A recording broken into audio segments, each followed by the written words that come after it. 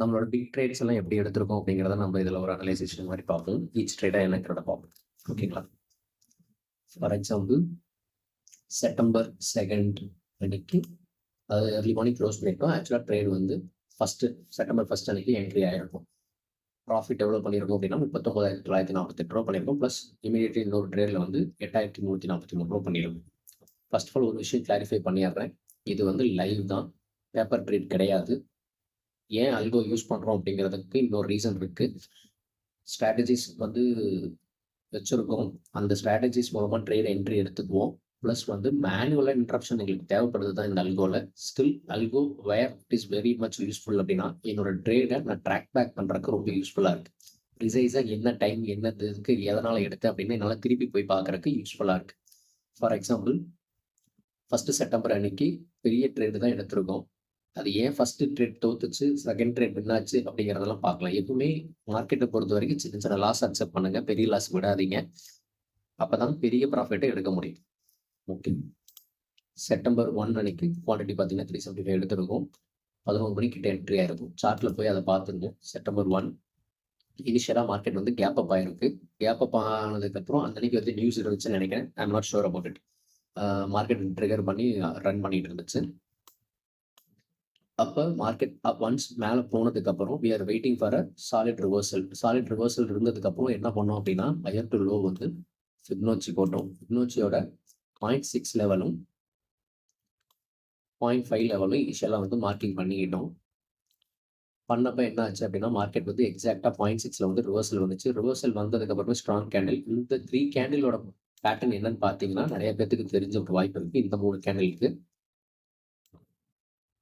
இந்த 3 கேண்டில் வந்து மார்னிங் ஸ்டார்ல வரும். அதனால சரி அதுக்கப்புறம் மார்க்கெட் ரிவர்சல் இருக்கும்னு இன்னொரு கன்ஃபர்மேஷனுக்காக வெயிட் பண்ணுவோம் for the close of the candle.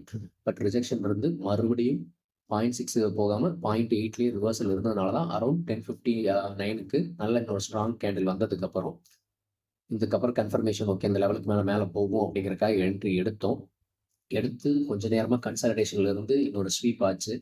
அந்த ஸ்வீப் பெரிய கேண்டிலாக வந்ததுனால we don't want to wait it. அதனால வந்து நாங்கள் எக்ஸிட் ஆகிட்டோம். அந்த எக்ஸிட் ஆனது தான் பார்த்தீங்க அப்படின்னா கிட்டத்தட்ட 139 ருபீஸுக்கு வாங்கி 129 ருபீஸ் வந்து 10 ரூபா போதும் அப்படிங்கிற லாஸ்ட்ல அக்செப்ட் ஆனோம். 4000 லாஸ். பட் ஆனால் செட்டப் வாஸ் கிளியர். மார்க்கெட் மேலே போகிறதுக்கான மொமெண்டம் இன்னும் இருக்குது அப்படிங்கிறது எப்போ தெரிஞ்சது அப்படின்னா after that tweezer type candles are created. அதுக்கப்புறம் பார்த்தீங்கன்னா அது எல்லாமே இந்த 0.5 0.6 லெவலுக்கு மேலேயே நடக்குது. ட்ரெண்ட் லைன் பார்த்தீங்க அப்படின்னா கூட இதுக்கு கீழே வரல so far. So we are waiting for some more confirmation. சரி மேலே வந்துச்சுன்னா நம்ம மறுபடியும் மேலே எடுக்கலாம் அப்படிங்கிறக்காக வெயிட் பண்ணிட்டு இருக்கோம்.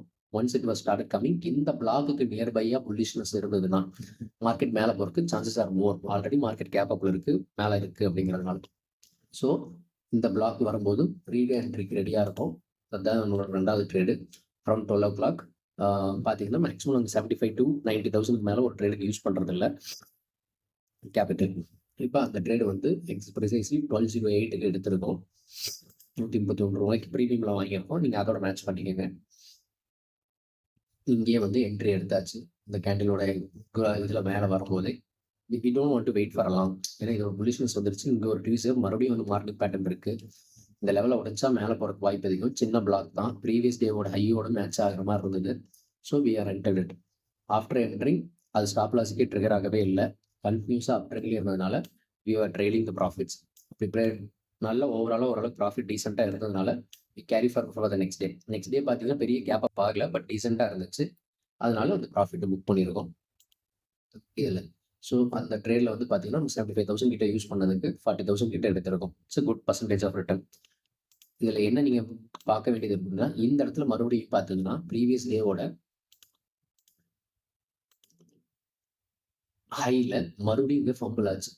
கண்டினியூஸாக வந்து டவுனில் புஷ் பண்ணிட்டு இருக்கு. சப்போஸ் இந்த இமீடியட்டாக நாங்கள் வந்து சப்போஸ் இதுக்கு கீழே வந்திருந்தா இதுக்கு கீழே மார்க்கெட் அக்ரெசிவாக இருந்தது தான் நாங்கள் புக் பண்ணியிருக்கோம் ப்ராஃபிட்டை. மறுபடியும் இதுக்கு மேலே ஸ்ட்ரக்சர் ஃபார்ம் ஆச்சுன்னா தான் ரீஎன்ட்ரி போயிருந்திருக்கும். ஏன்னா ஒவ்வொரு ஏரியாலையும் ரிவர்சல் இருக்கும். அதை நம்ம எப்பவுமே வந்து பார்த்துக்கணும். Okay, this is for this video.